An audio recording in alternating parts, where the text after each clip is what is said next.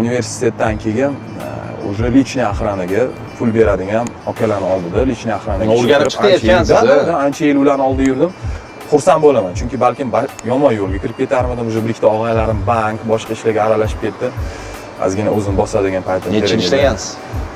2011 dan to 2023gacha.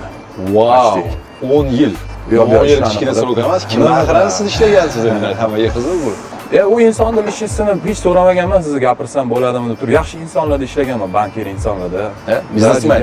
Biznesmen juda ham yaxshi insonlar bo'lgan. Tak, aka uka bo'lib qolganmiz. Hozirgacha har qanaqa yordam kerak bo'lsa yo'q deyishmaydi. 10 yil aqranda ishlagansiz. Bu kritik situatsiyalar bo'lganmi? Bo'lib turadi. Ishkal bo'lganmi? Da, endi diplomat odamlarda unchalik bo'lmaydi. Ishkal в каком смысле? Mashinada siqib qo'yishlar o'zi bilmagan holda. Lekin hech ham lishni gap so'z boshqa narsa bo'lmaydi. Chunki ikkita, uchta gabaritli bolalar tushgandan keyin hech kim problema xohlamaydi. Siz bitta o'yinda bo'lgansiz. Hech qachon barzit qilmaganmiz. Aqrana o'ziga yarasha tarbiyalanadi. Hammadan ham ko'p biz muomalali bo'lishimiz kerak. Oka, yaxshimisiz, kechirasiz, mana bu joyda uzr mamlaqa bo'lib qoldi degandan keyin любой слабый inson buni 2 barobar yaxshilikka qabul qiladi. Shuning uchun qo'lni oxirga albatta ko'targansiz. Albatta.